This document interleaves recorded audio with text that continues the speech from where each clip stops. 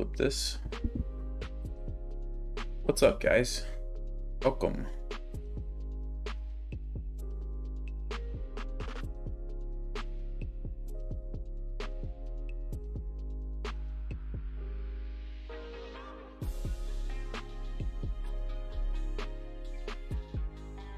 Just gonna wait a few minutes before we start analyzing this game. Let some people join.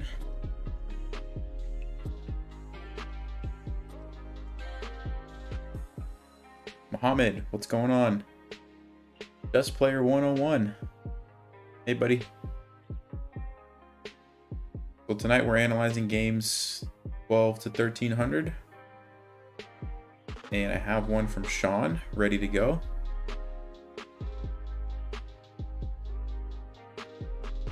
Things are pretty good.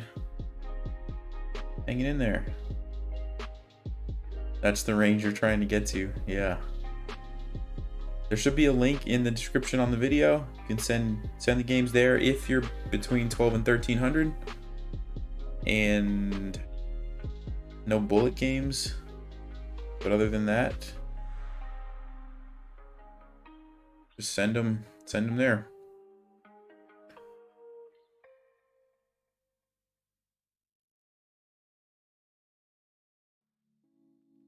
I don't know if Sean is here, but he had sent me this game a while ago, so we're gonna go ahead and start with this one.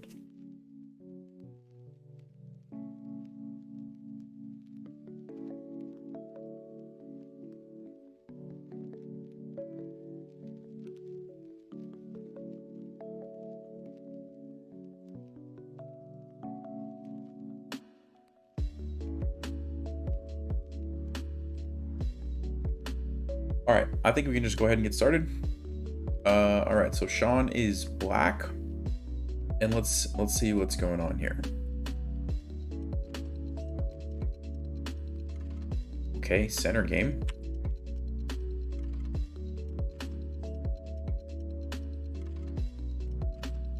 Yeah, I don't really like the center game because you do lose the tempo, but it's still playable. Yeah, I think the queen normally does go on e3 in these lines. Knight f6, I think that's good, just developing. b6. So normally this is kind of a weird move, but I think in this case it's fine because this is a nice diagonal for your bishop. And so by putting the pawn on b6, you're actually threatening to go there, which is kind of annoying. So I'm okay with that move in this case. And you can fianchetto this bishop here. So it's a little bit unorthodox, but I'm fine with that. And then bishop c5, so that seems okay. Okay, good. That looks like they're doing well.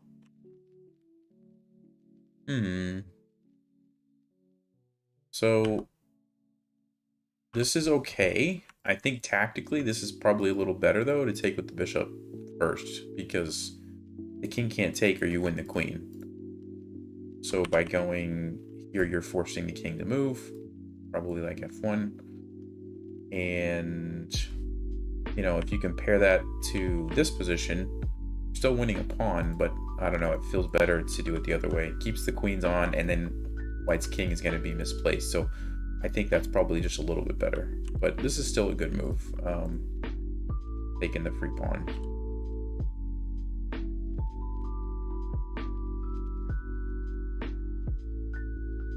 Yeah, knight to d4 is okay. Trading.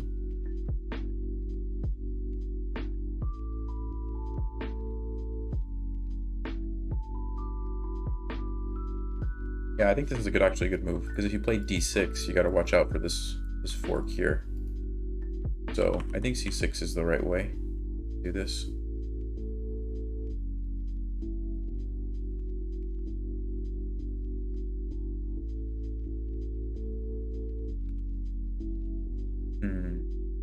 Okay. The only thing I don't like about black's position is that the bishop is still not developed. Yeah, see, like, personally, I think it's better to get the bishop out first before you start going for too many pawns. Because even if you win a couple pawns, if you find yourself really behind in development, you can get into trouble. Now, this is It can always go here, like whenever it wants to, so it's not a big deal, but I would want to see this get developed. Yeah, that's good though. White's just losing the bishop. Okay, now the bishop comes out. Yeah, black's doing well. Fine. Does that work? Yeah, I guess it does. Okay. Cool. So yeah, this was a nice game by black. And it all started really all the way back here. This b6 move turned out to be really nice because once that bishop got on that diagonal, white had some problems and they just kind of missed this tactical idea, which actually I guess could have happened a little bit sooner. Like even right here, black could have just taken this because of this little trick, right? So whenever you're playing any kind of e4, e5 opening, if there's a bishop on this diagonal, and this is if you're white or black, you always have to check for tricks like that, especially when your knight's on either f6 or if the knight's on f3. Like this is really, really common. And so just keep an eye out for that kind of idea. But nice game, Sean.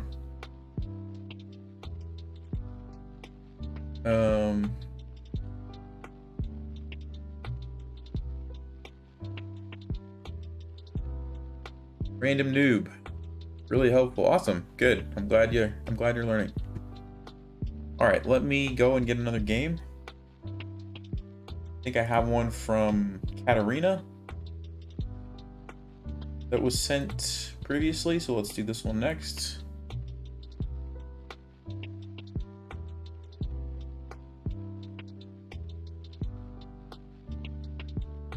All right.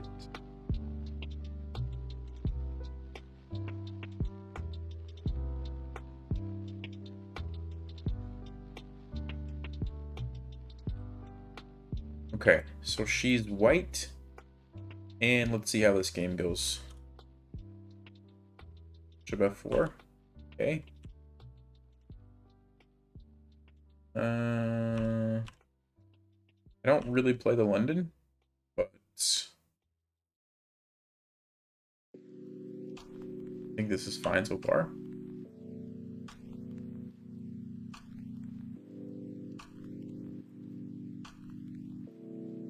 Not sure about a3. I'm not sure if a3 is needed here.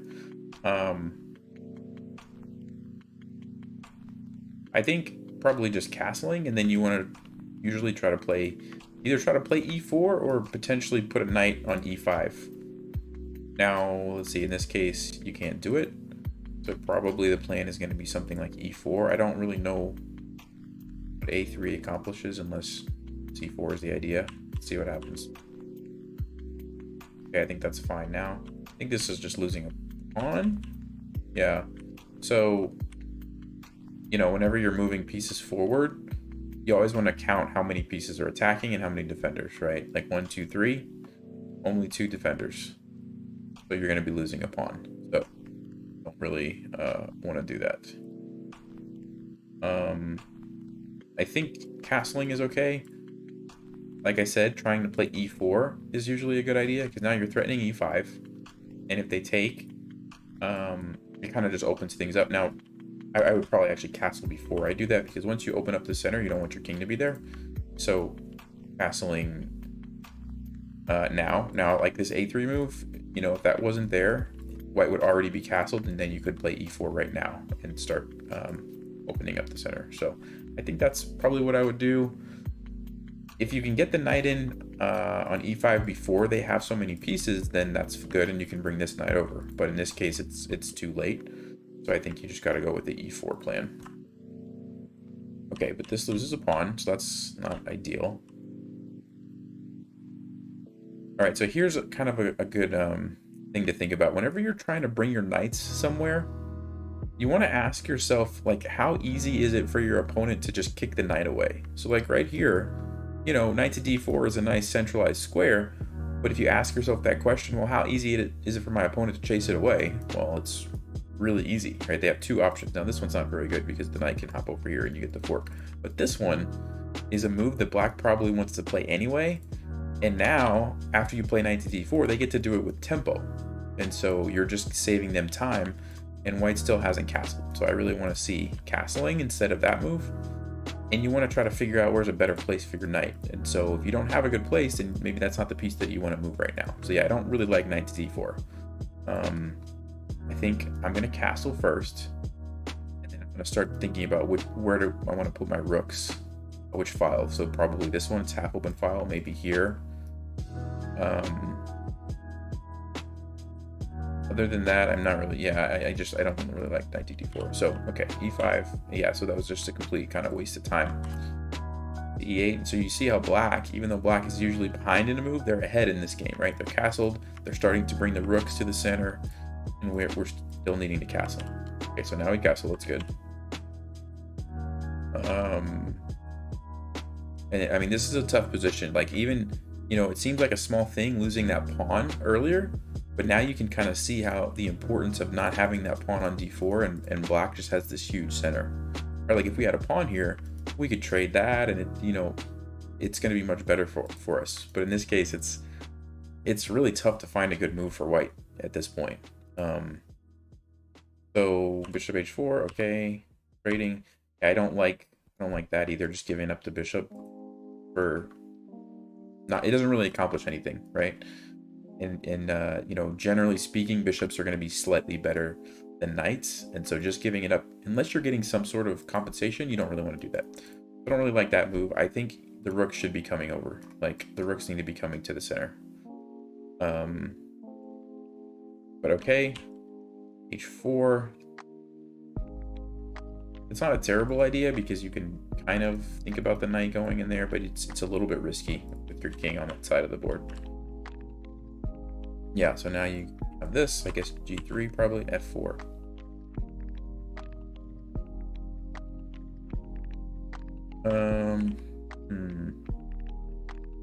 Yeah, I don't really like this.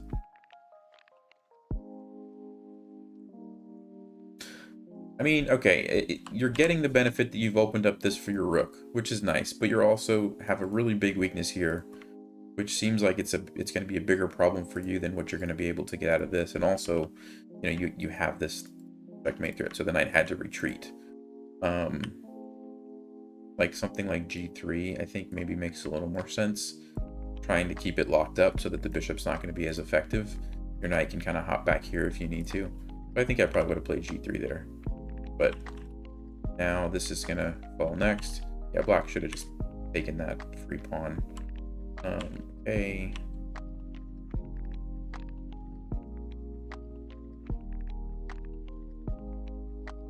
Yeah, and you see this is really a big target for black.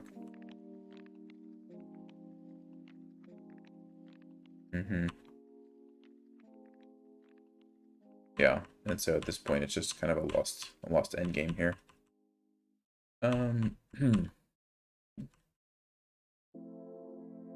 Yeah, so you know, all these problems started way back from a couple of things.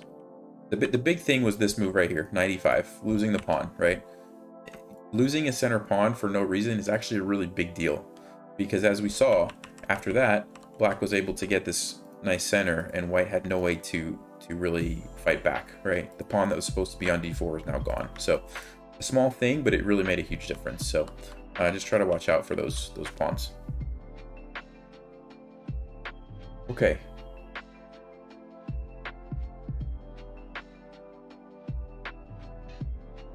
All right, let me see who sent a game. All right, Jose is next, and anyone else wants their game analyzed? It looks like we don't have any more in the queue. It's kind of rare, so send your games if you want. Okay, let me do this. Flip this. Okay, I think Jose's black this game. And yeah, make sure when you send a game, you tell me if you're white or black. Yeah, he's playing black. Okay. All right. So Jose is 1293. Let's see what happened here. He's playing against a 1422. Okay. Oh, Alakine's defense. I don't know this very well, but I think this is basically how you play it. Yeah, I think this is fine. Bishop g4, I think that's pretty standard.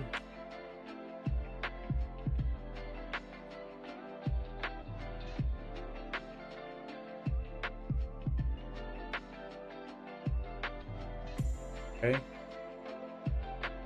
e5.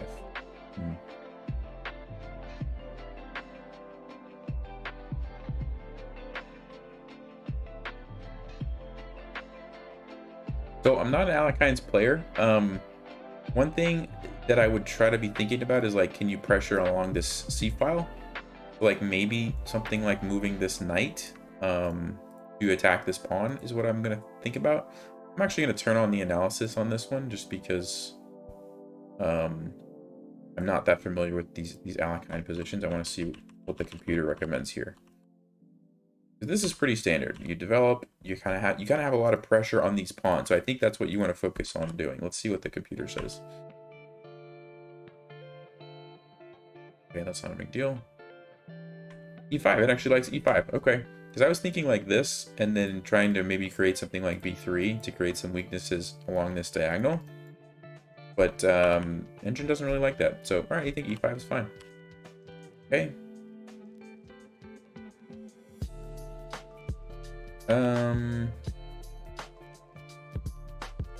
So this is kind of a useful tip. A lot of times when you're playing these fianchetto positions, whether it's a King's Indian or something like this, Alakine's, knight to d4 is a move that you want to make sure you consider, because that's kind of, now that the pawns have been, this pawn is gone, right? The e pawn's gone, this pawn's advanced, so this is kind of a nice hole.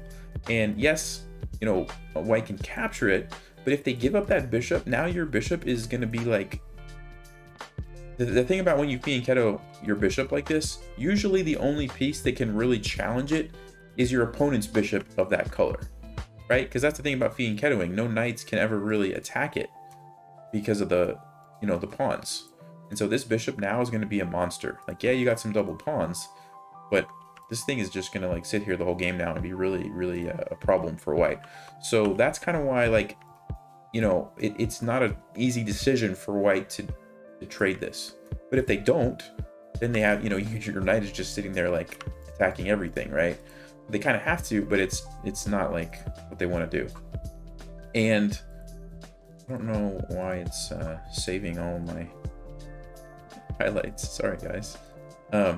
Anyway, now you can like pile up on this. You can use this for your rook, and I think it's a trade-off. I think it's worth it though. Like, I think I like this position for black. So that's just something like, think about it when you do these fianchetto openings. Think about bringing your knight into d4 when that square becomes available. So all right, this is not bad. I mean, that's just a little more passive.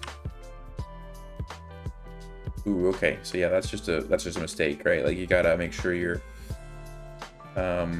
considering like what's gonna happen.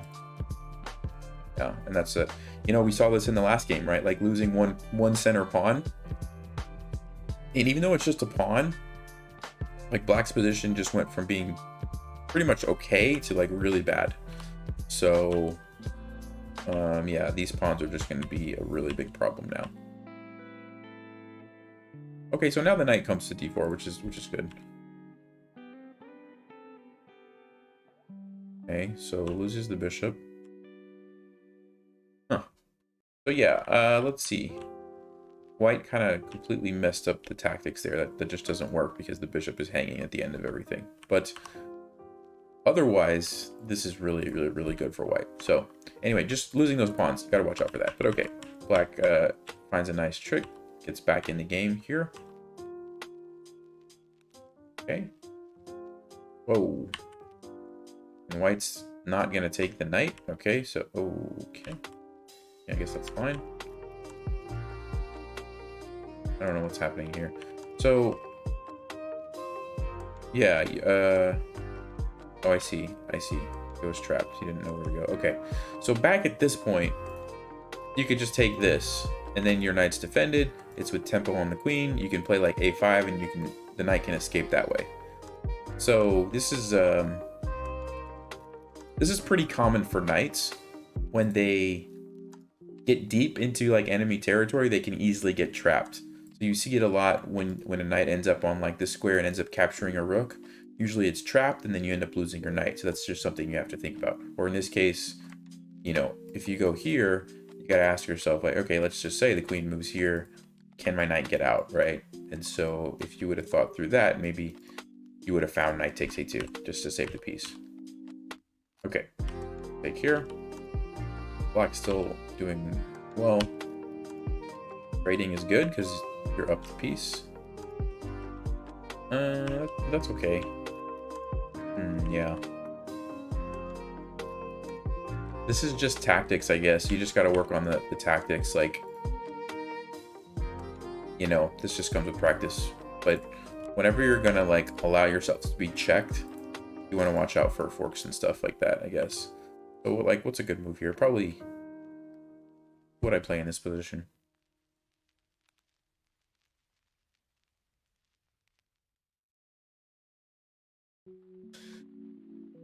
I mean, probably just start pushing the pawn, because you've got the queen. You can bring the rook over. Once you get the pawn to here, then one of these pieces is going to be permanently tied up, sitting in front of the pawn. It literally can't move, because if they ever move, you just get a queen. So that's like the easiest way to just immediately eliminate a very large piece from your opponent. So when you have passed pawns like this, that's usually a good thing to do. So I think I would have just pushed this, and then probably put the rook behind, and then you can start thinking about how can you use your knight to jump around and attack the queening square, right? So that's a pretty common way to easily win these positions. When you're ahead a lot of material and you have an advanced pass pawn, you push it with some reinforcements, and then you use like one of your extra pieces to attack the queening square. So like I would probably go here. I don't know what white would do. Like, let's say they put the rook in front, I would go ahead and push it again. And even if they like try to attack it, like let's say like this, I'm gonna just defend it, and you can see they're pretty much stuck here. And now I'm just gonna start maneuvering my knight around to probably get here. So you could, you know, bring your queen up, and then just go like knight here, and then you've got both of these things attacked, and you can push it again. So that's kind of like the easy way. And notice how when I'm doing this, like everything is defended. My king is safe. Everything's defended. I don't really have to worry about. The only thing that I have to worry about is if white starts pushing this pawn or one of these pawns, but they're not going to have time, right? So this is kind of what I would do. And so, you know, this is not a bad move, but you are leaving your king open. You know, it just leaves you a little bit more susceptible to tactics like this. Okay. And now we kind of have an even position. Even here though, I think I would go here and start pushing this and force the rook to go back and stop it, or the king, right? Rooks generally go behind pass pawns.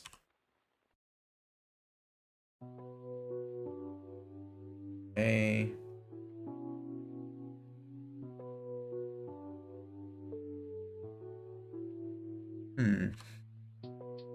Yeah, I don't want to like get into a whole rook ending thing right now, but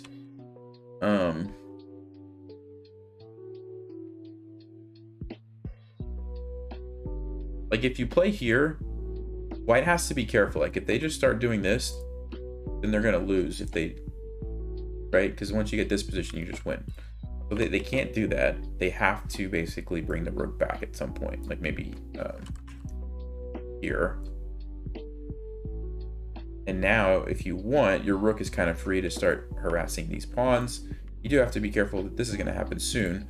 So, you know, maybe there's something to be said about waiting. But just having this ready to go is one thing to think about. Now, this is a problem. And the big problem here is that your king is so far away. So it's definitely not an easy position. And I'm not going to say that I know, like, the best move or the best technique here. Yeah, I don't know. This is tricky. It's tough because it's two pawns, and two pawns connected can beat the rook, right? So you have to think through that. I think probably, actually, now that I'm looking at it, maybe just just leaving the pawns like this is smart. Because... But you also don't want your king to get stuck. So maybe I would do something like king here. You know, I don't know. They start pushing f5. And then I start bringing my king over to see if I can get my king and rook to stop these. And then leave these guys just kind of defending each other. That might have been a good plan. But that is a tough position. Like, he was low on time too. So that's a very tough position to play in time pressure.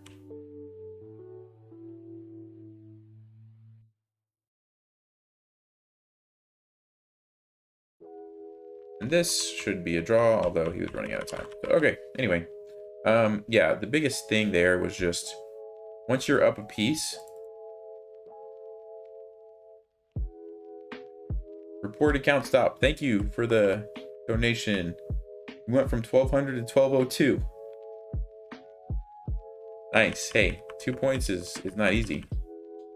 Yeah, like right at this moment,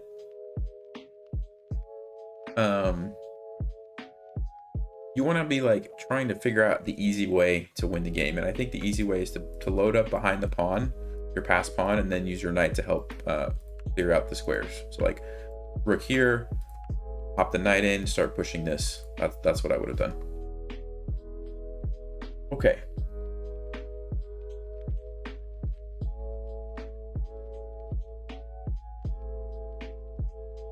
Yeah, if you guys want to send games,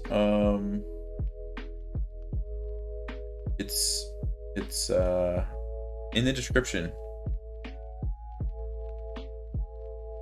I'll just put it in the chat too.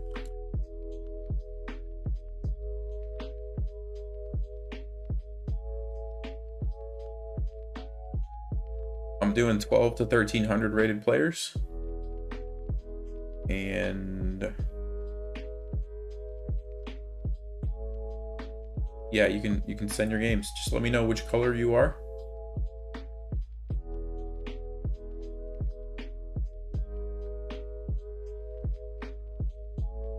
Okay. I just refreshed my inbox. There they are. Like, nobody sent a game? What? All right, this person didn't tell me if they were white or black. I'm gonna go to the next one. This person didn't tell me if they were white or black. Come on, guys.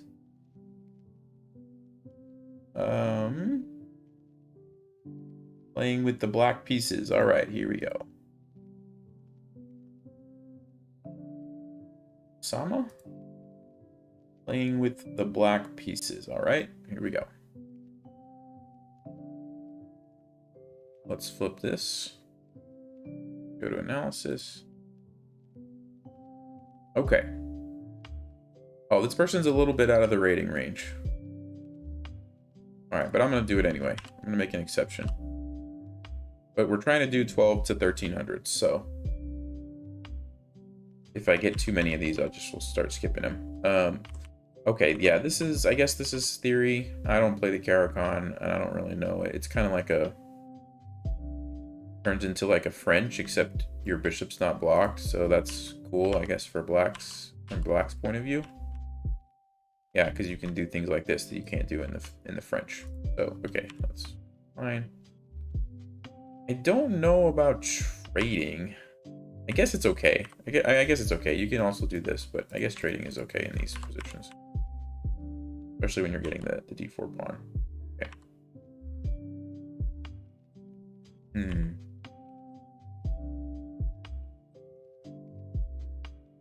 This move seems a bit weird, only because bishop's just gonna like probably move, and then I'm not sure. The knight might become like a target at some point. Like, I think maybe I would have probably just developed, tried to get the knight maybe over here before I start doing things like this. But that's just, oh wow, okay, that was really bad. Wow, 1400 just blundered the piece. Okay.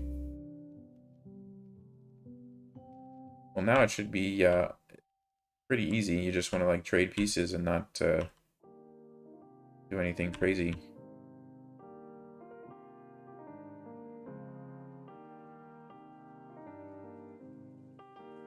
I'm hoping that black won this game. Oh my.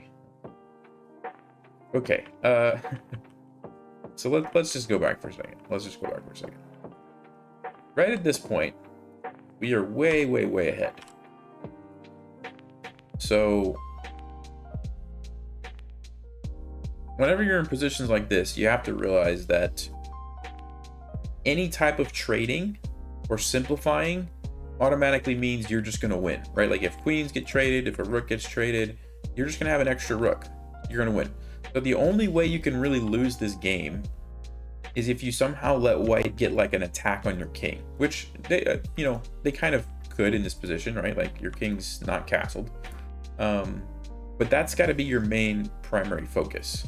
So like, if I'm playing this game, I think I'm going to play knight to g6 because it's with tempo. So it's kind of like saving me some time. White's going to have to do something with their rook. It also sets up to where I could potentially castle if the rook leaves, right? That's one thing.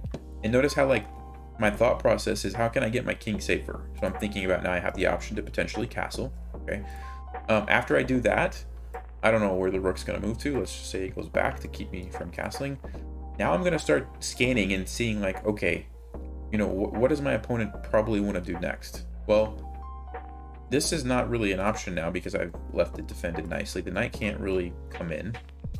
Can the queen come in? Maybe like here.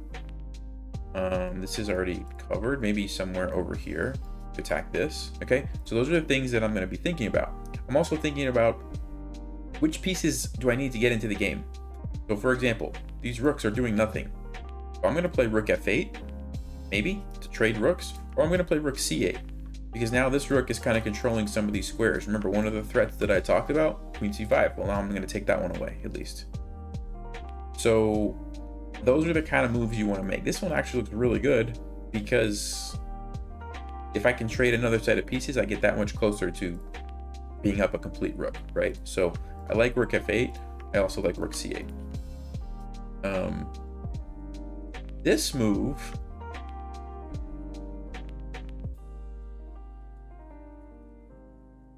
it's not a bad, it's not a bad idea, but it does allow the sacrifice, and now you have to be really careful because there's a lot of scary things happening now. Even still, yeah, this is a good move, like dealing with the threats. And I think black should still be fine. Okay. Fine. Trying to see like where exactly did the game get away from black. So this is good. Check. King goes there. Check. Yeah, okay. This was the really like the big mistake. At this point, okay, you got to move your king somewhere. So you could come over here, or you could go here. That's fine. But right here, you never, like, almost never want to be moving your king that far forward. That's just too much. Like, there's an okay.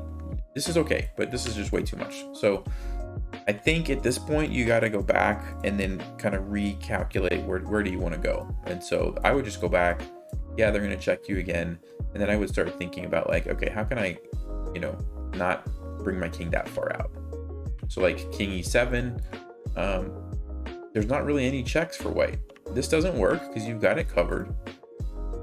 This doesn't work. You just take it. This, you just take it. There's no checks. So your king is actually safe right here. So I think that's the move you had to find. Okay, but in the game, let me go back to the game. Yeah, once you get over here, it's not gonna be good news. Yeah, and then even here, I think you can block with an. Oh, the queen's hanging. Yeah, it's just not good. Okay, and even this. Oof. Oof. I think even here, let's see. Yeah, no, this is rough for black, only because the king. It comes back to where the king is. There's just not a good place for the king. And those pawns, yeah, it's going to be too much. Okay. Yeah, so just, going back to, like, right at this moment. And this is what is this, a 10-minute game? Is it a 10-minute game? Yeah, this is a 10-minute game. And at this point in the game, you've only used a minute, a little over a minute. So really have to spend more time right here. Like you spent 10 seconds, 12 seconds or something to play this move. I mean, that's not enough time. Like this is probably the last critical moment in the game before it's about to be just over. You're just gonna win. So gotta slow down. Gotta slow down. Yeah, this game should never have been lost by black, especially at almost 1500, and it's mostly just from not slowing down, I think. So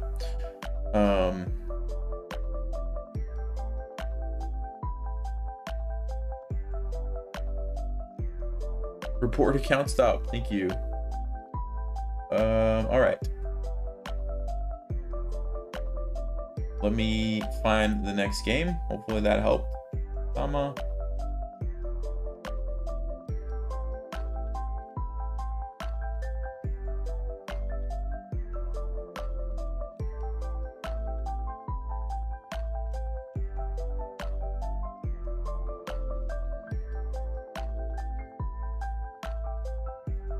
Check this one. If this person is 12 to 1300. Yes. All right. Go. This is a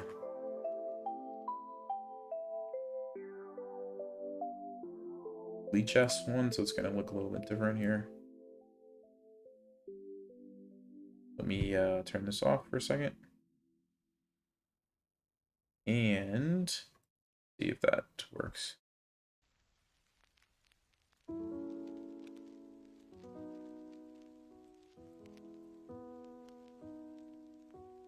Okay, sorry guys, I'm just trying to get this to fit in the screen. There we go.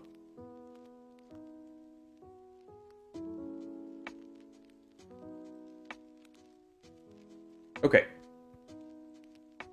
Chess King Davis is black. All right, let's flip the board. And here we go. English. Okay. It looks like King's Indian. All right. I'm not a King's Indian player, but this looks fine. Looks pretty normal.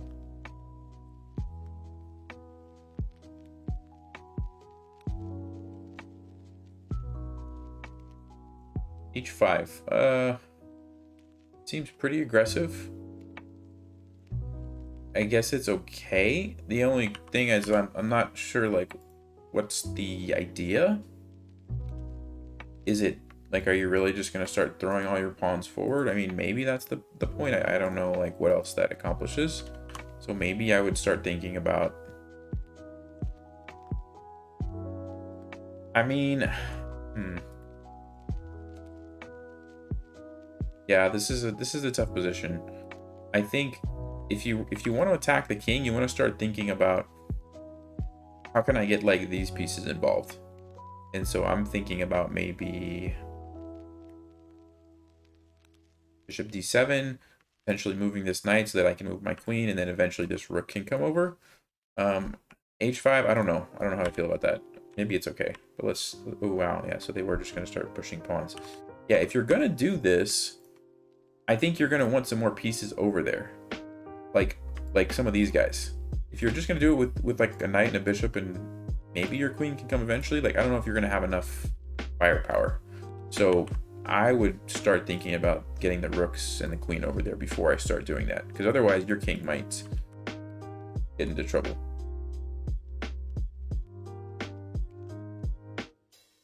Yeah, this looks pretty scary for black, in my opinion.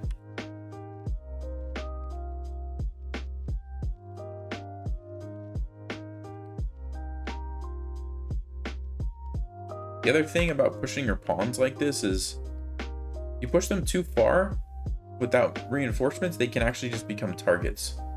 Like if white just plays h3 and then decides to like attack this, I don't know, knight f3, it could become a weakness, I think. So that's something that I would be careful about. Now white didn't do that, but definitely something you want to think through. Okay.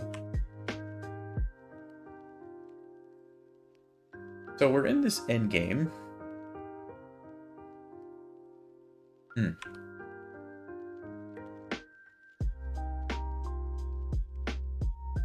Sorry, I totally missed. When did black win the exchange? I totally missed that. Oh, right here. Okay. Yeah, that was questionable from white. All right. So you should be winning this endgame because of the rook.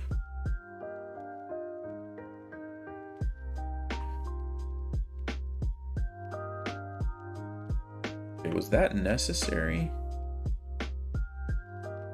I don't know about this. I think you can just play here, right? There's something I'm missing here. Let me see what the engine says. Oh, oh, it's a fork. Sorry, guys. I'm tired. Yeah, okay. Yeah, all right. I guess you had to do that. All right, fair enough.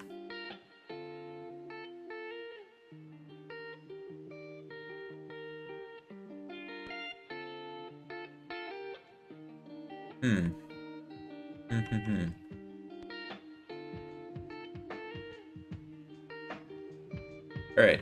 I'm trying to see what could be a learning opportunity here. This game.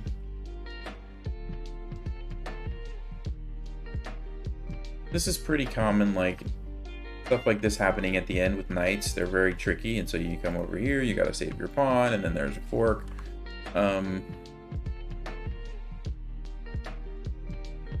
I guess big question is this move. I don't know what this move was about. That seems pretty bad, actually, looking at this. Like, you could have played maybe b6, keep the knight out of there, or, you know, even like moving your king this way makes more sense. Like, you don't want your king in the corner. At the end of the game, you want to use your king to, like, I could see your king coming over here, maybe, or even like up like this makes sense. I don't really like king h8. So, and then, yeah, then you run into this problem.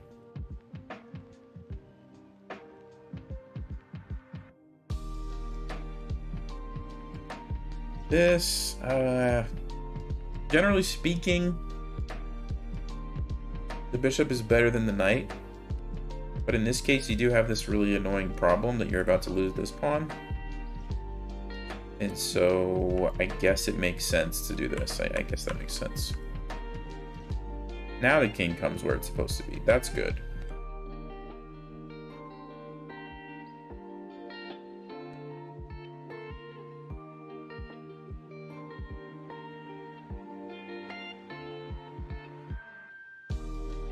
Wow. Okay. Yeah, white messed that up big time. All right. They didn't want to give up one of their pawns, and so their rook was just trapped. So you can see why rooks behind passed pawns are really good. Yeah. Okay, nice game. Endgame, I think, could have been played better, but overall, not too bad. All right, Alex, thank you. Trying to get to 1300. Okay, let me do Alex's game next. And let's see, Alex.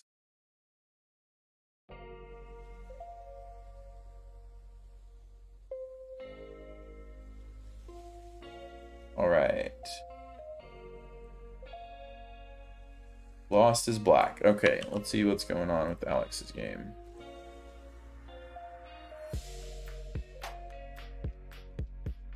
All right, we're back on chess.com. Hold on. This.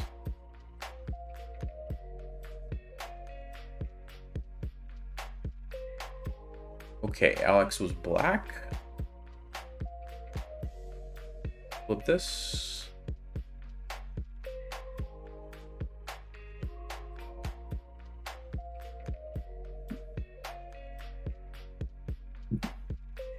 Wow, there's like an epic storm happening outside. So and we actually lost power earlier. So if we lose power, I apologize, guys.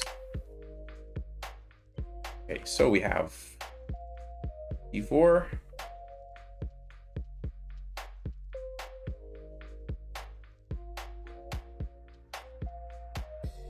So this is fine. There's like nothing wrong with this. I'll just tell you one thing that when I was kind of lower rated that I liked to do is whenever I saw my opponent's bishop stuck behind pawns, I usually just kind of wanted to leave it because it makes it awkward for them. Like, what do they do with their bishop? When you trade, Well, now it's like super easy for them. Like, oh, I'll just bring it here, or I'll just bring it here, right? They don't even have to think or figure out what to do with it. And like, especially at, you know, 12, 1300 range, a lot of times players will just end up leaving it sit there for a while because it's stuck. And so, you know, you can get your bishop out, you can play e6, get your knight out, you can get your bishop out, and you end up having all your pieces out, and your opponent might still have this one sitting back here. So that's just, I don't know, something you can think about. Don't have to do that. There's like, it's not like it's a bad move, but okay.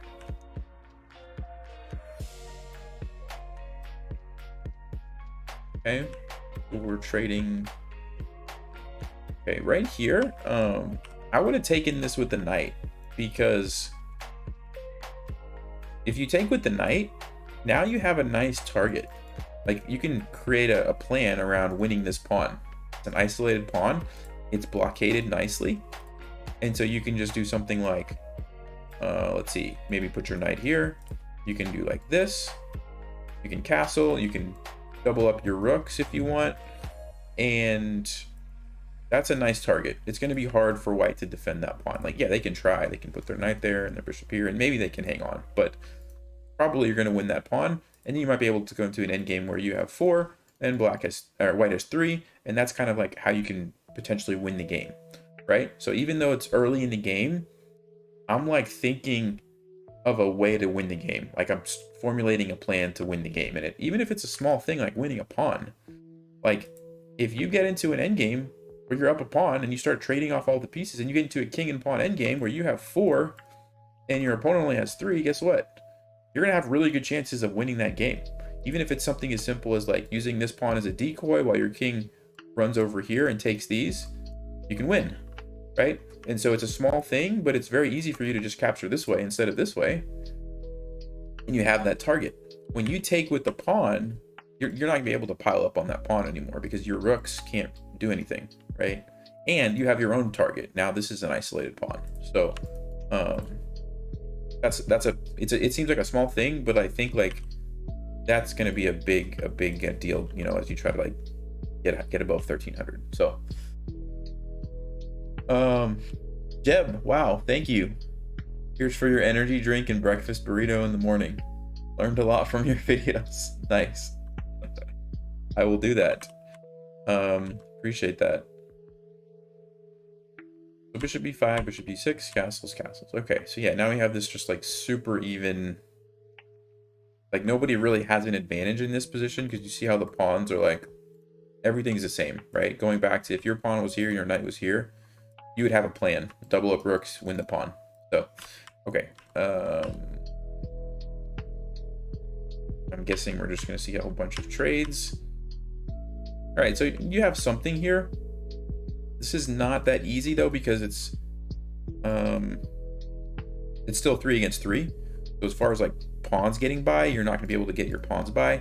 Now you might be able to win one of these pawns because they're weak. So that's a small victory. But I would say it's not as good as earlier when you could have taken with the knight. All right, so b5.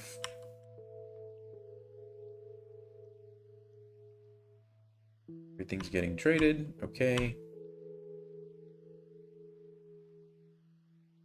Yeah, at this phase in the game, your plan is going to have to be, can I win a pawn somehow? So this is good. If you can figure out how to get, you know, your knight here, you could win this pawn, or here. But that's not really easy, right? You can't go there. So I'm thinking maybe your knight could come here to win that. So like this, although you can't go there, so you could try like bringing your king over. The idea is to do this. It's kind of a long-term plan, but at this point in the game, you've got time to do some maneuvering. Now the issue is you have to also be thinking while you're doing that, 1, 2, 3, 4, 5, like what is white going to be doing? Probably this bishop and knight are going to be doing something.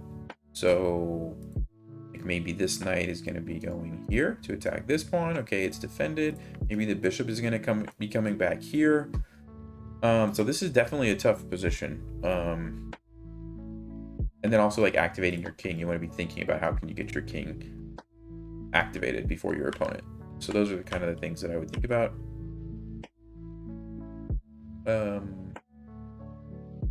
Okay.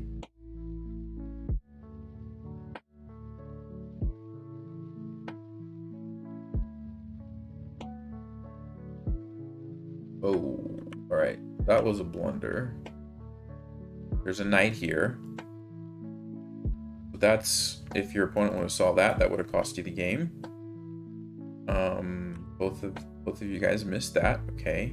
Now you want to be careful that your knight doesn't get trapped, because it's already looking kind of like it's limited, right?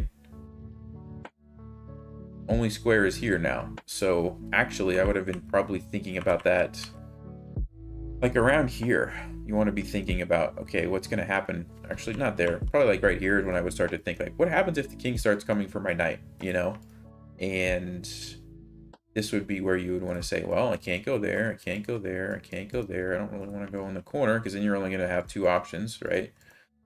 And so you probably need to move it. I think you have to move it just to like go somewhere else, even if it's back here, just to get untrapped. Yeah, now it's in trouble. Right, and now there's nothing you can really do at this point.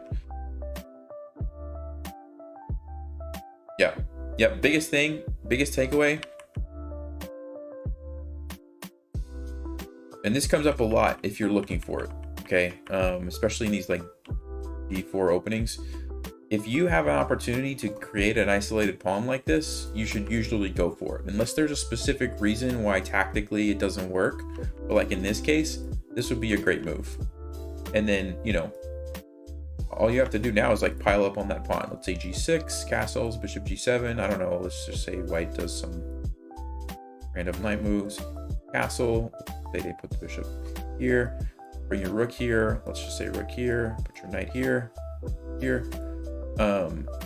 This is what my plan is going to be. And I don't know, like obviously white's going to be doing stuff, but I just want to show you. This is going to be my plan, right? Like I'm going to try to win this pawn. And I already have 1, 2, 3 pieces that are getting ready to go. I'm going to start thinking about, okay, how can I now use my knights to pile up on that? Maybe like this. You know, even if you trade some pieces first, this is a long-term plan that you can focus on. So I think that was your big mistake. And then, you know, just kind of getting your knight trapped a little bit later was the other thing. So hopefully that helps.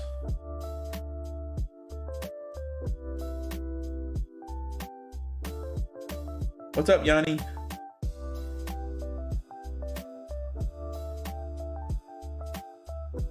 Okay, let's see who's next.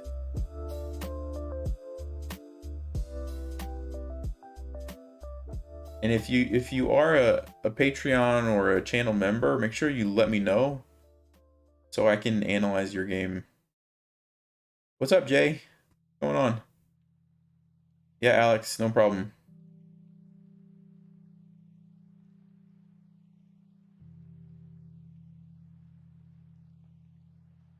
Okay.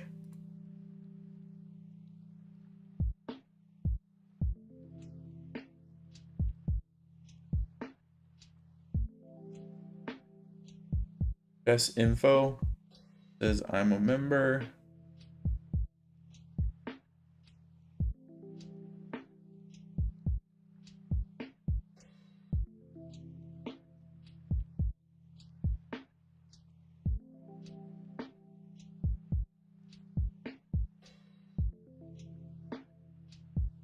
All right, I'm just gonna go with who's next, I guess. So let's see this one.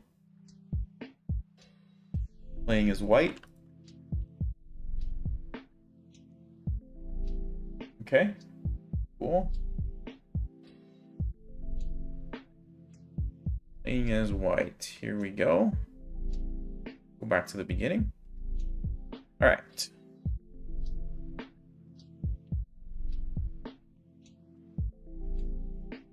English, you guys are playing all these openings that I don't really know.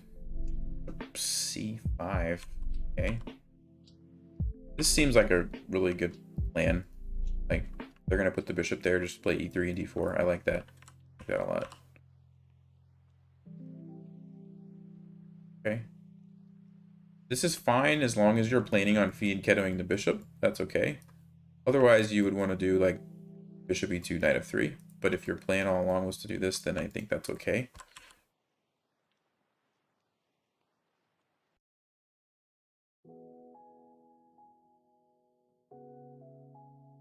Bishop d2. Seems a little passive. I don't know. Like I maybe would have played like here or even here. Just seems a bit more aggressive. But if you wanted to break the pin, there's nothing wrong with that. A4. Okay. 3. All right. E3.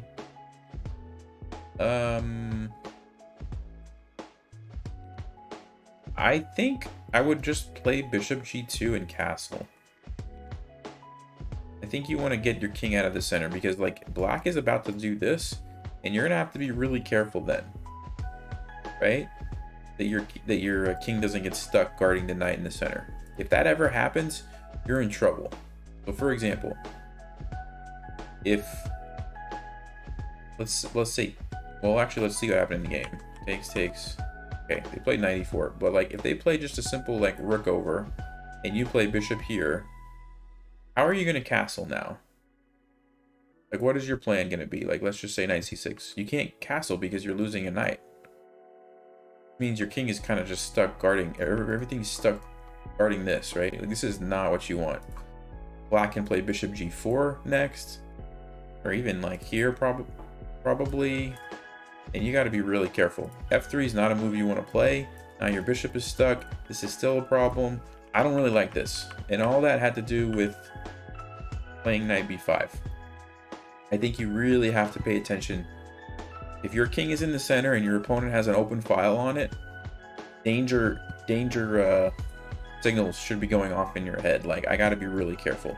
Even in other positions, not like this. Like if there's ever a moment when your king's in the center, you got to be really careful. Now, you can castle this way right away, but this doesn't look like the side you want to castle on. This is like already kind of open. Looks a little bit risky. So I think you want to play bishop g2, castle next move. And then, you know, if takes, you can always take with the knight to get it out of there. But I think that's potentially a big mistake. Your opponent like didn't really make you pay for it by putting the knight there. If they would have just played rook e8, that would have been bad news. Okay, so now we trade.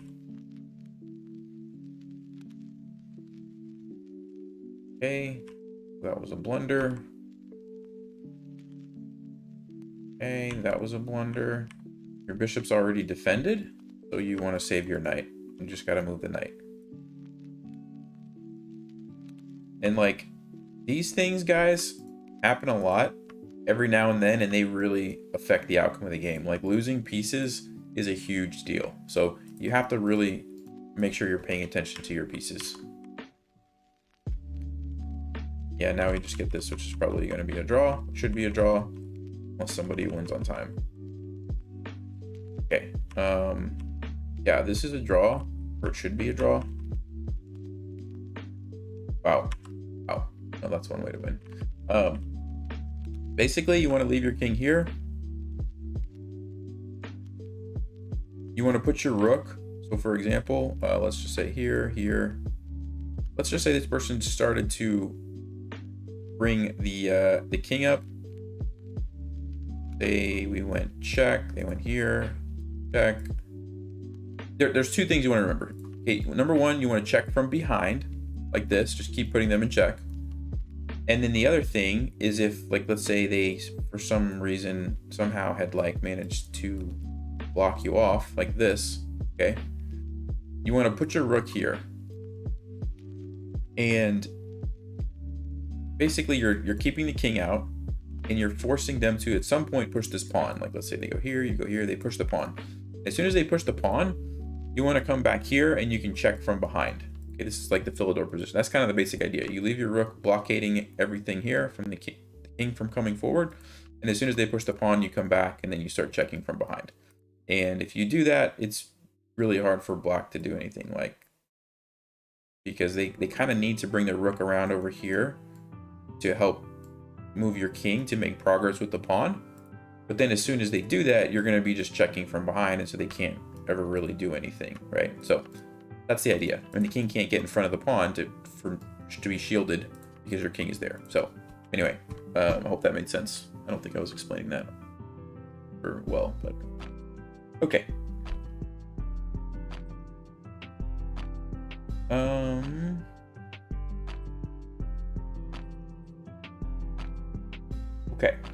Let's see who's next.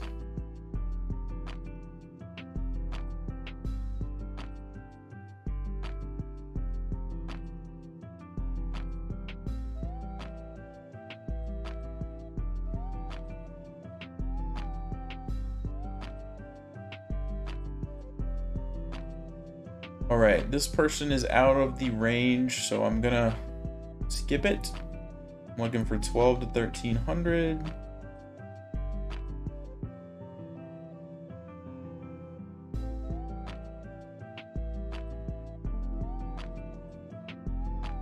See this one.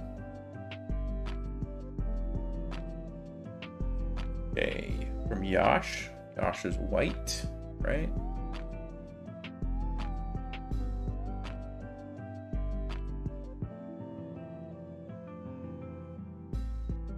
Jay sent a game to my email. Okay, I'll do Jay's next. I'll do Yash's right now, and then I'll do Jay's next.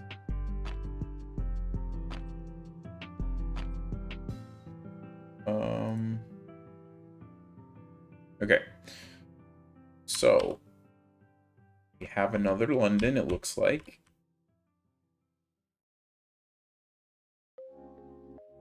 Okay.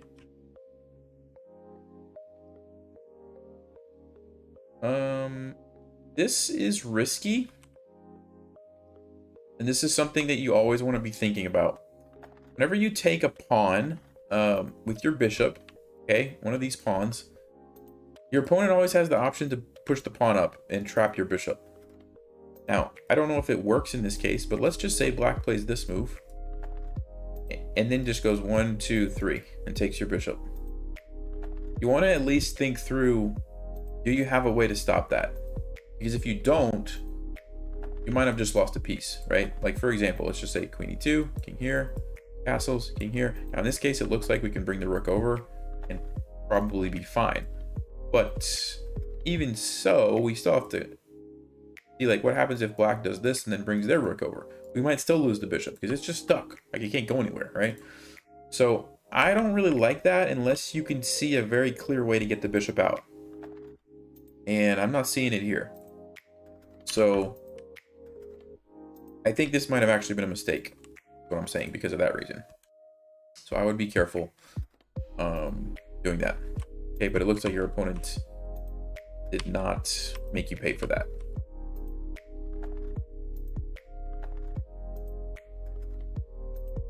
Okay, yeah, this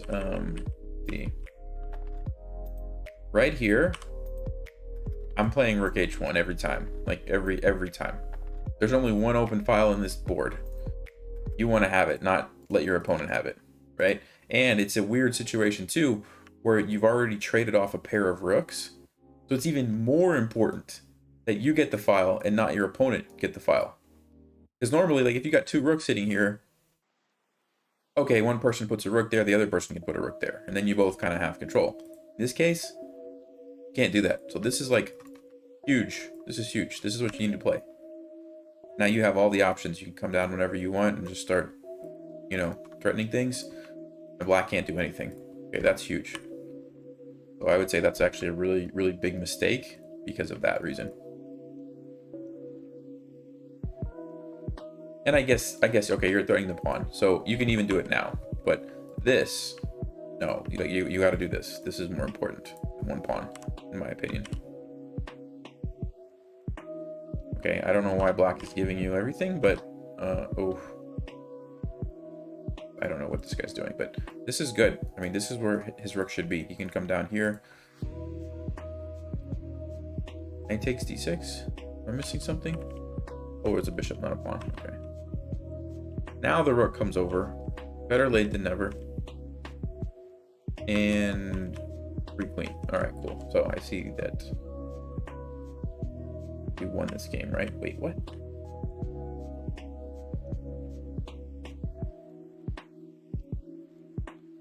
Okay, there's something to be said for, like, simplifying the game and winning, but I don't think simplifying by giving up a queen for a rook is a smart choice.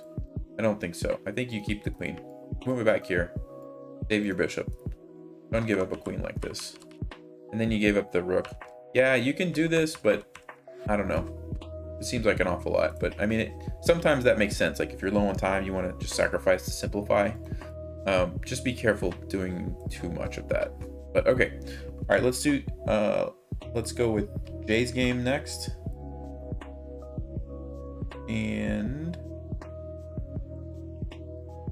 Jay is black.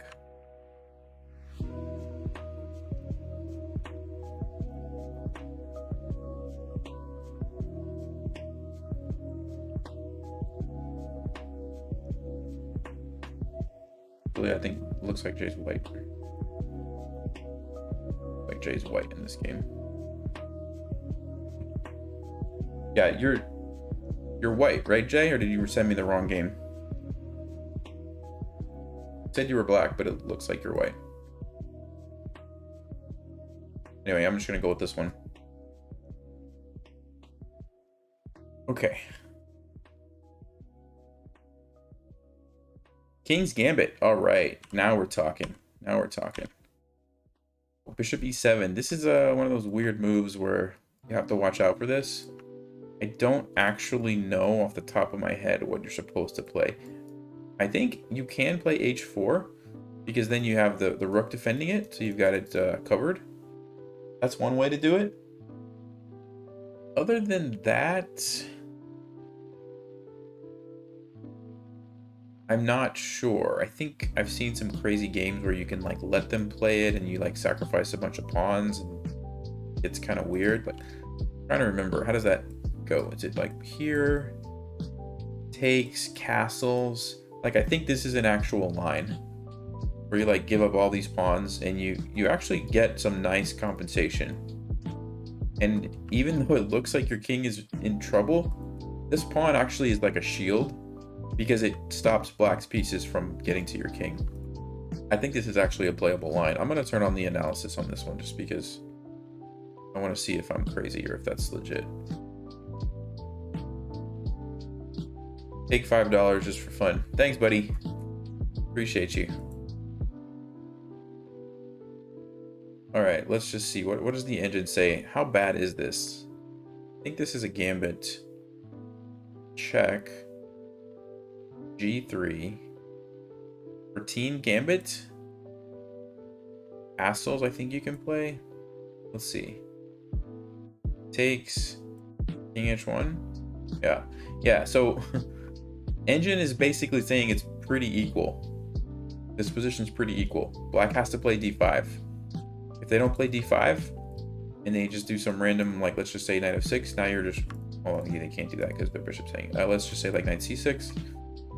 Yeah, you actually have this really big threat. Takes. 95 check. Let's see. King e8. Your queen is coming in. And actually white's pretty much winning here. Knight takes g6.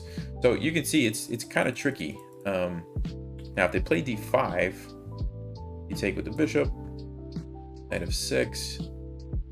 Knight takes h4 is the line. Knight takes d5. Now they're attacking your knight. It gets pretty crazy. Takes. Queen takes. Queen e2 check. I mean, it's wild. But it's, you know, it looks really bad for white. It's actually quite playable. Anyway, I just wanted to show you that as an option. But let's see what you actually played. Bishop c4. Yeah. King f1. Yeah, this is the other way to do it. You just slide your king to f1. That's totally fine. I think there's nothing wrong with that. So, okay. c3 is pretty good. c4, c4. Okay. e5. Yeah.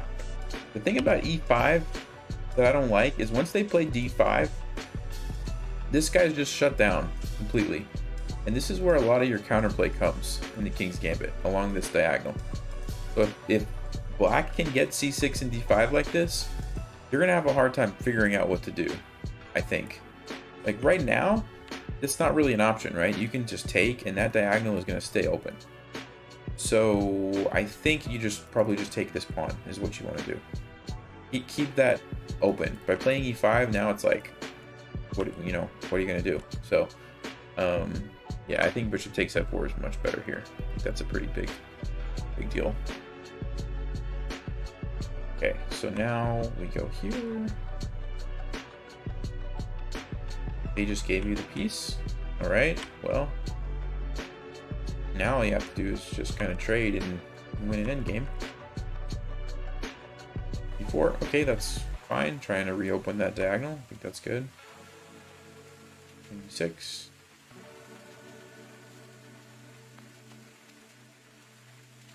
Yeah, so you gotta be careful.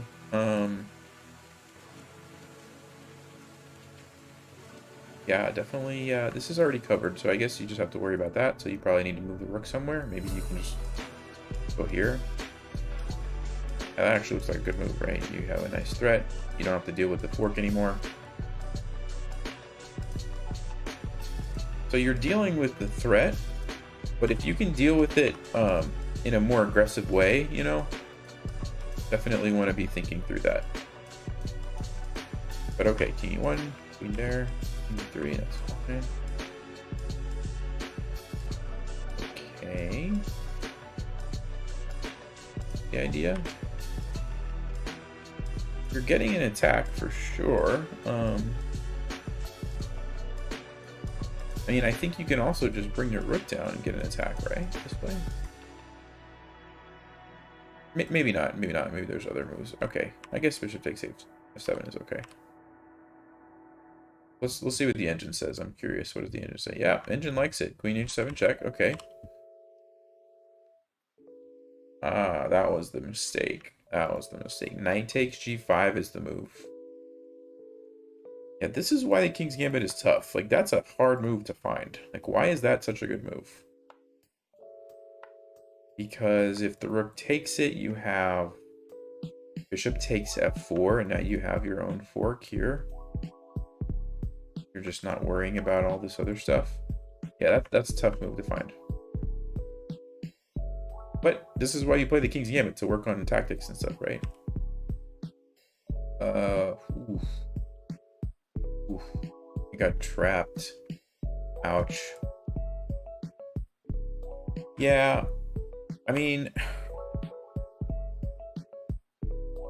all right, that's a tough thing to see, but even let's just say even that queen trap wasn't there. I don't know that I like this move, moving your knight backwards just to attack this random bishop.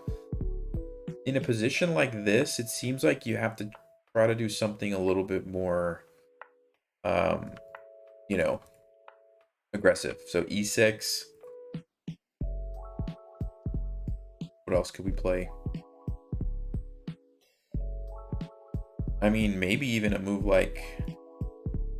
I'm trying to think how I can get, you know, this knight out of the pin. So, like, maybe... I don't know if I can play here to try to bring this knight in. Like, something that's going to be going for the king, I think it has to be what your, you know, your play needs to be. I don't know if I like the idea behind knight h2, right? And then you add this on top of it, and it's like, yeah, that's rough. Knight to e4. Okay, it's such a wild game. Yeah, I mean, honestly, what I'm going to be doing if I'm playing this game is going through every move, checking the engine. So, like, right now it's saying, what's the best move? Queen to d4 is the best move. Okay, and I'm going to see, did you play that? No, you played b4. It's not even showing b4, so I'm going to see why not. What does it think black should play? Queen b6, that's what they played. Okay. Here it says knight takes e4 is your best move. I'm going to be going through every move and like trying to figure out why the engine is saying these moves. This is how I've found, you know, learning from an opening like the King's Gambit. You have to use the engine to help you because there's so many like tactics that come up that you'll probably miss otherwise. Engines are really good at helping with these type of openings. So that's what I would do. And yeah, now it's mate in 9, but you had it like right here.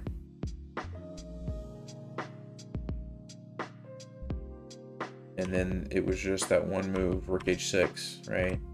You would have been able to find knight takes g5. So the point is we're just threatening checkmate. Okay. And then if the rook takes, now all of our pieces start coming into the action. This is under attack. This is under attack. The bishop is out, which means the rook might eventually be able to come into the game. What about queen takes here? Queen H. Okay, now I see the big thing is that the bishop can be involved. Bishop H6. Yeah. So now King F7. What's the move? Queen H7 check. This is hard to see, but the takeaway is that, you know, you're in this position. How can you play a move that starts to involve more pieces, right? Your queen's already in the game nicely.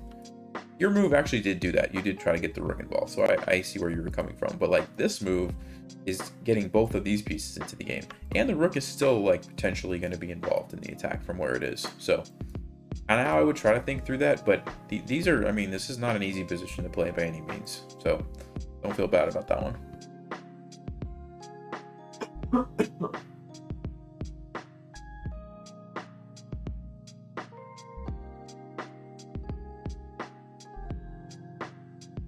All right. Let's see. Who do we have next? Who do we have next?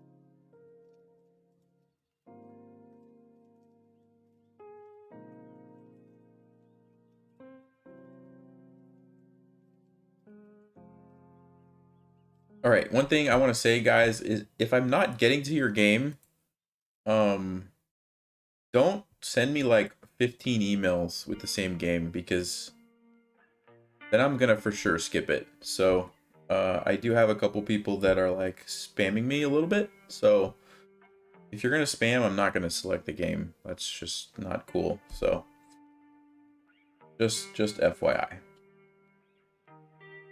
Thanks a lot, Jay. Yeah, you got it. Hopefully that helped. All right. Let's see. We've got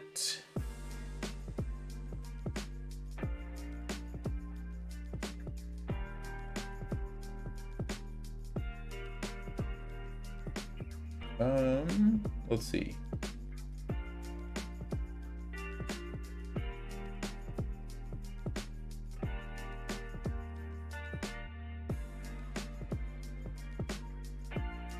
Let me see this one.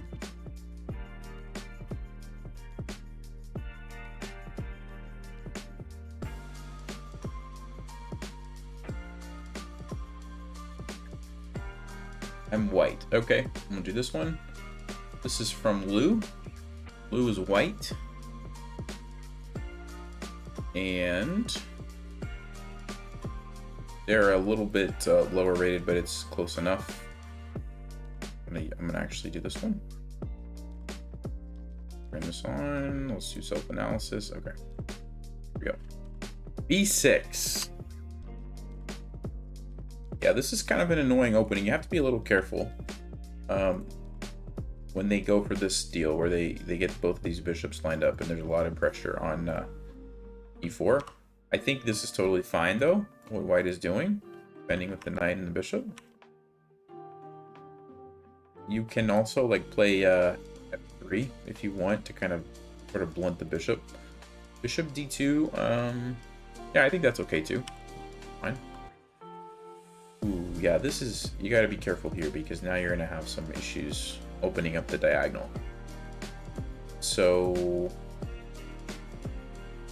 yeah, I don't think you can get away with that. Yeah, I think just like f3 is probably a good move.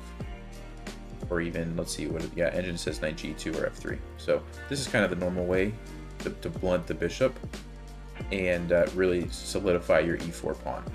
So,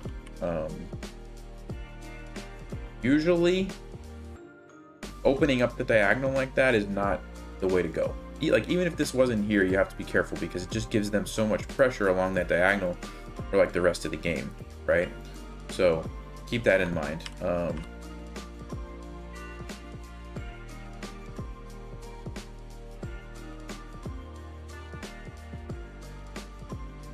Okay, black is definitely ahead.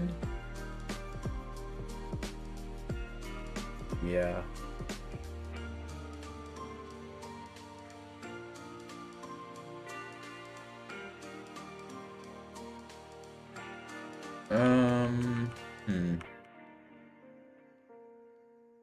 It's not a bad idea, but it's, if you're gonna play there and give up basically all the rest of your pieces, You have to make sure that you can see it, either a checkmate or some sort of concrete like variation. And in this case, that there's just, I don't think there's anything there. There's just not enough. It almost looks like there should be something, but I don't think there's anything here.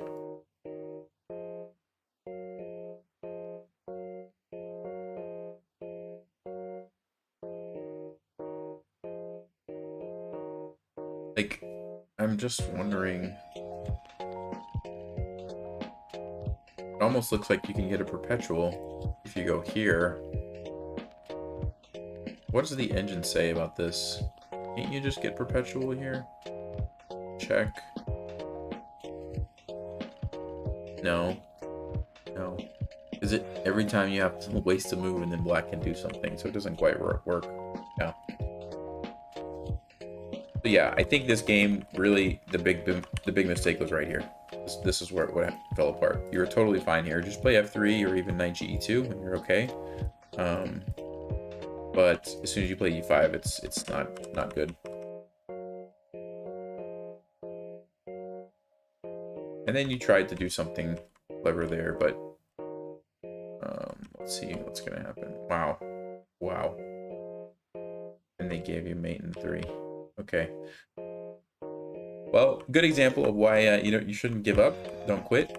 Nice comeback, but if black had played that correctly, they were gonna win. But okay, nice game.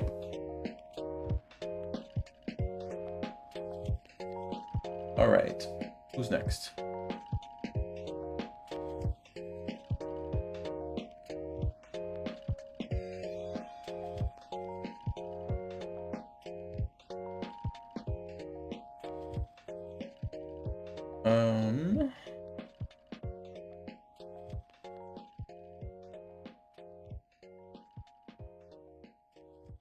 Let's see.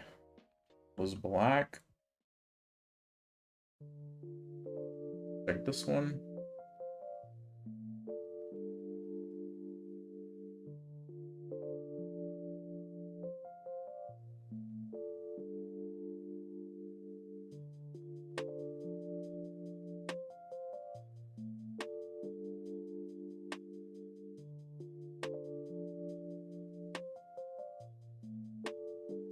All right, let's do this one from Chris.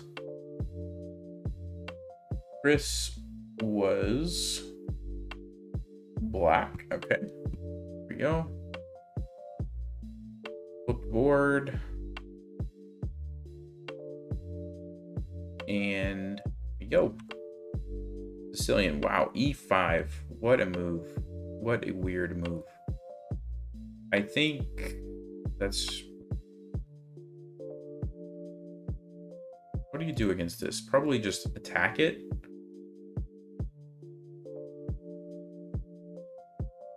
Maybe f6 or d6. I feel like that's not a good move. I'm just not like 100% sure why.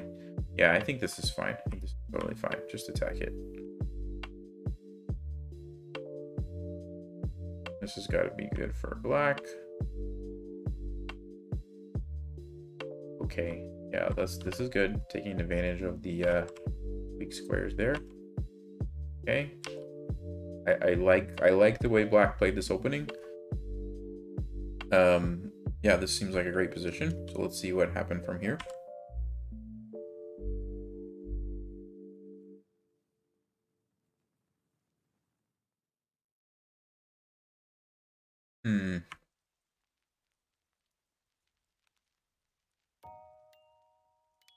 Yeah, I mean, this looks good. Tactically, I think that's a nice little trick. So I don't see anything wrong with that. Bishop goes back. Okay.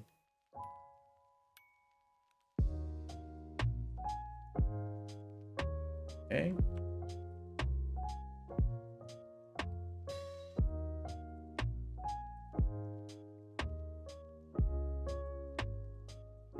I'm just thinking like does it make sense to go check first?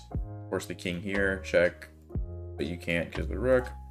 So d3, I like that, trying to set up for the mate. Let's just turn on the engine. Should we do that? Turn on the engine. Just so that we don't miss something.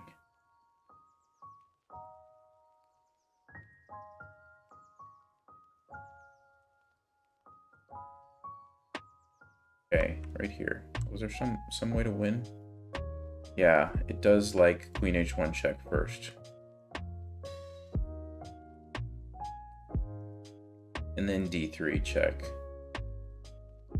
Why? Oh, okay, because the benefit of doing it this way is now that the king has already been flushed out, they have to kind of run somewhere, and it's really awkward. Like here, you can just go queen g2 is the move. Oh, there's lots of good moves. You can play knight g4 because if the queen takes, you have the rook hanging, and if not, you're gonna be able to take this, I guess. The other thing is if they go here, and this is not easy to see because I'm using the engine, but queen takes h2. The point is, and this is what you kind of want to kind of remember, is if you can flush out the king to like a place that the king's not supposed to be at, it's probably pretty good. Now, d3 is not bad because you are threatening that, but the issue is that now they can come over here, and this is kind of like a normal place where the king wants to be. Now it's a little bit risky. You can figure out how to get your knight here, right? But your knight is not set up to go there right away, which means white's probably going to have time to consolidate and maybe cover up some of those weaknesses. So because of that, and this is kind of what I was thinking when I first was looking at it, is like queen h1 check is very forcing. It's like immediately king has to go out, and then you play d3, and again, king has to, I mean, unless they want to like give up their queen, king has to make a really awkward move. King's not supposed to be on e3 or d2 like this, right? So that's kind of, I think, why it was so good to play the queen first. But okay, so we get this position.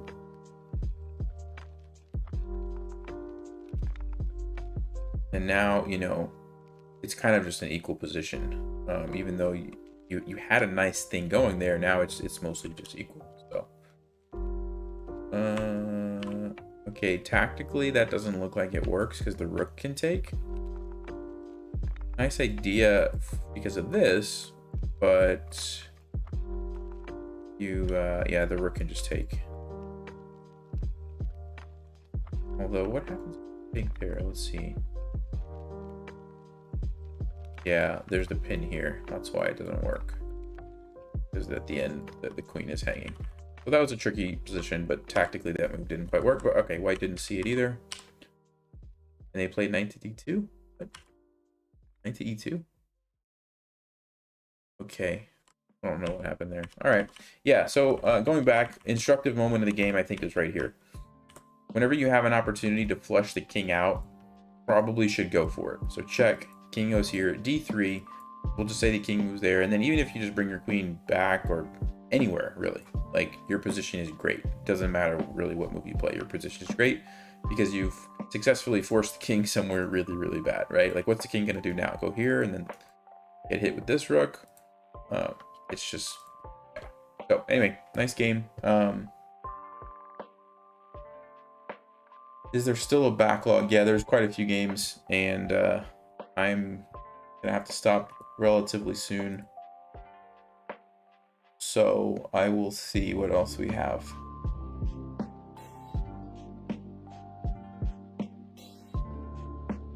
Is anyone else a Patreon member that I haven't and I haven't done your game yet? You are? Let me know. Now's the time.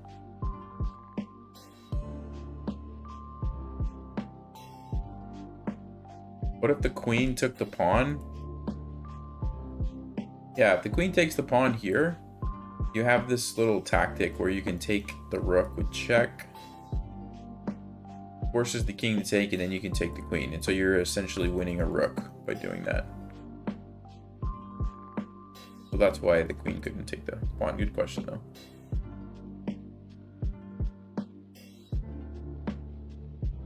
Lord. Okay, Lord. Let me do Lords. Thanks, Jay. I didn't see that. Let's see Lord's game.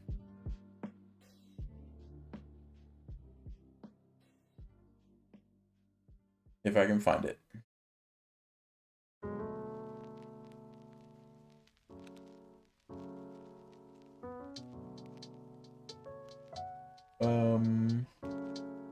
Is your name different in the email?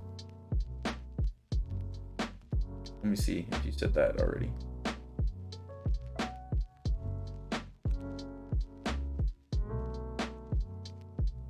I don't see an email from Lord.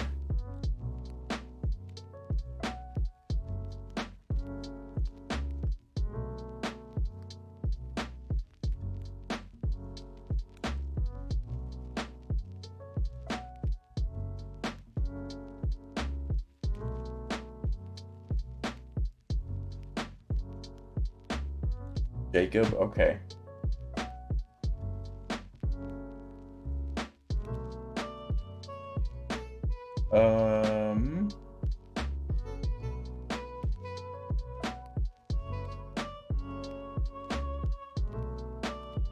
All right, I got it. Thank you guys. Sorry about that. All right, here we go. Let's flip this around. Okay, so Lord is black. Let's go self-analysis. Okay. All right, so this will probably be the last one.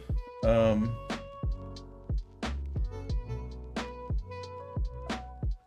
tonight. I have a few other things I gotta take care of.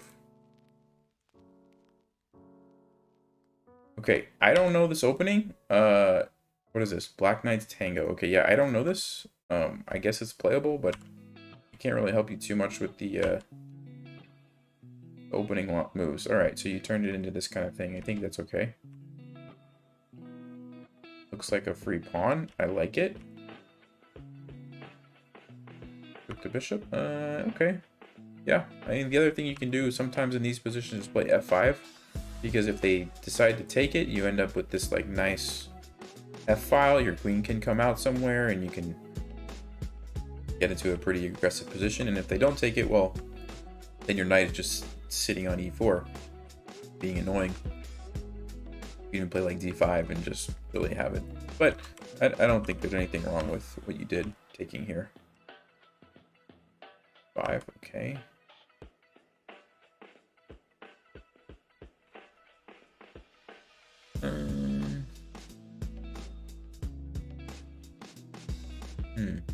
D5 is okay. The only thing is, this is what I'm thinking about. Like a lot of times in these Nimzo Indian type of positions where you bring the bishop out, you trade it, and white gets these double pawns. A lot of times this pawn is a target. And so the way that you would target that would be something like b6, knight a5, bishop a6. You know, so for example, castles, let's just say bishop a6, or e1, knight a5. And if they push, you know, you can probably trade some stuff, take here, and now white has like two double isolated pawns that you could potentially attack later. So that's just kind of something to think about. You don't have to do that, but like a lot of times that can be a good strategy. When you play d5, it's basically they can just trade off their weak pawn, and now you don't really have a good target, right? So just something to think about. Now you do get the benefit that this unlocks your bishop, but your bishop's actually not really that bad over here on a6 as long as it has a nice target, right? So just something to keep in mind if you're going to be playing these types of positions where you bring the bishop out and trade it off. Okay. Okay, so you're losing a pawn there, I guess. I don't think I would have done that. I think I probably would have played h6.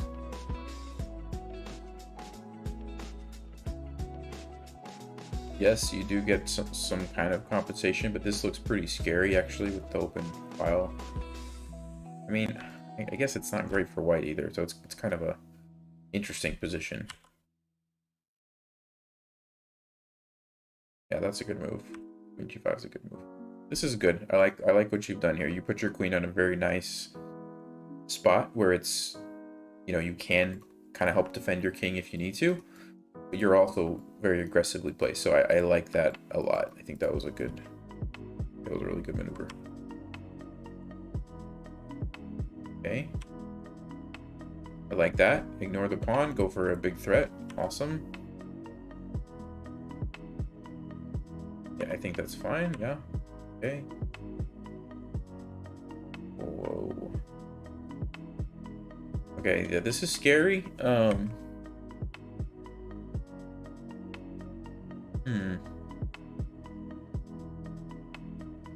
Yeah, I mean, I guess this move is you got to be careful. Although it, like, is there any other way to proceed here? Maybe like hopping your knight around like that would be an idea. Yeah, that's what the engine likes too. Engine likes this. Whenever your king is on an open file, you just want to think twice. Like, I'm not saying you can't do this. You want to make sure you think twice about this, right? Because at some point your queen's gonna move, and at some point this rook might come over, and at some point this might happen, and you want to make sure, you know, if you're okay with this and you kind of calculated that your king was going to be able to run away here, that's one thing. But that's, you know, definitely got to think about that. Okay. Like, and it looks like you're actually okay here. Looks like this is fine for you, but it's scary. Okay, so you took here. Could be 5. You took there, and you won the queen. Yeah, okay, that's good.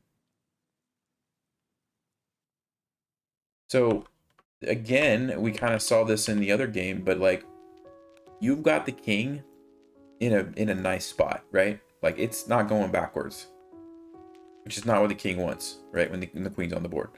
So a move like knight a5, or even maybe just pushing these pawns forward, is going to start putting more pressure on the king and also keep it from running away.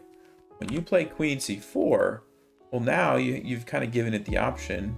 If white wants, they can go back here and they can go hide in the corner. And now it's maybe not as easy to figure out how you're going to get to the king, right? Because let's say this, the rook can come up, you know, you got to move the queen, the rook can come over here or something. Like, not so easy. So I think, like, in this position, I would probably play a move like this. Force the king over, and then maybe I would play a move like this, right? Just, even though I don't see a checkmate immediately, what I'm doing is I'm not letting the king get to a safe place, right? That's kind of the idea.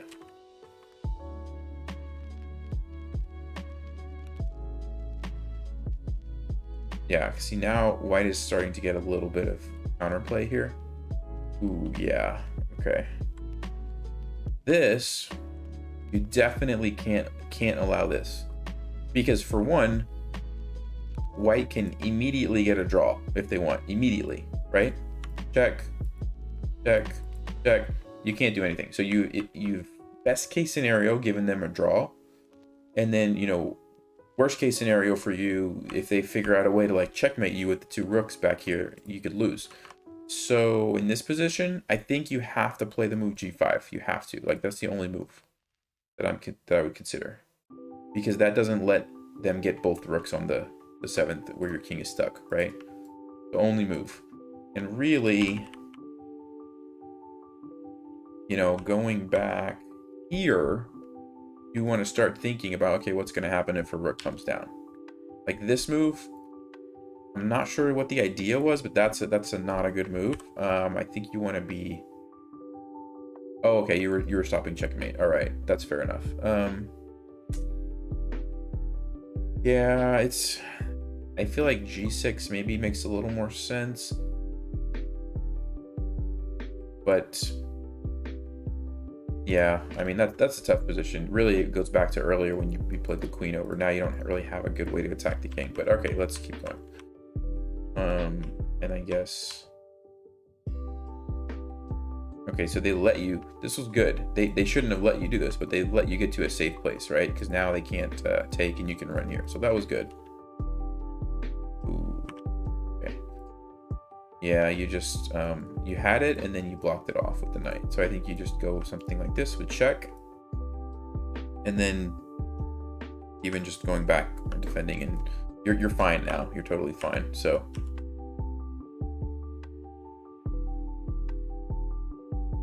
And actually, you still got to a safe place. Okay, so they're giving you a lot of chances here. Did the game just end here?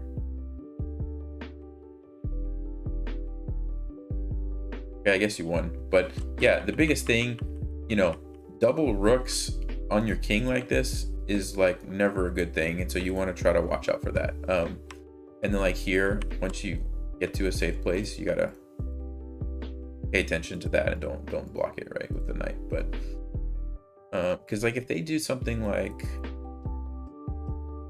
let's see, like this, it's not so easy for you to deal with this. Looks like you still can. Looks like you still can, but it's tough. And so the best thing to do is just not let those rooks in if possible. Okay, hope that helped, and thank you guys for tuning in. I know I didn't get to everyone, so I apologize if you wanted one analyzed. I'll probably do this again. Like I know right now I'm moving up the rating levels, but we'll probably come back and do this some more, like some different lower level ones again, because it seems like people like this analysis thing. So take it easy, guys.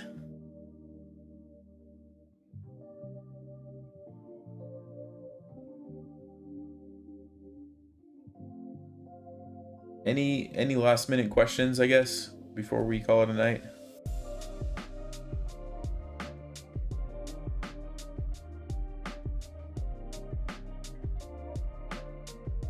When will I stream again? So I always stream on Wednesdays at the same time. So always Wednesday nights at this time. Unless something happens and I miss, but it's usually Wednesday nights.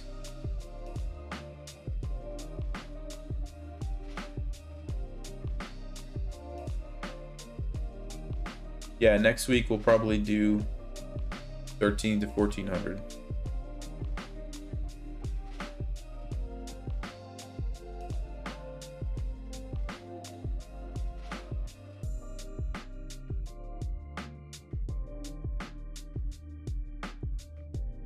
Can you do more streams than once a week? Not right now, but once I quit my day job, I'll be able to stream a lot more, hopefully. So I'm trying to get there. We're close. We're really close. Kind of why I've been like pushing the Patreon and stuff so much, because once we get to a certain point, then I can leave my day job and just I'll have a lot more time to do this kind of stuff. So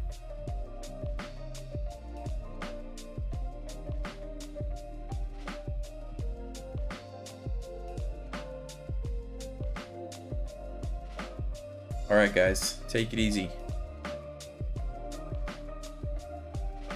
Catch you guys next time.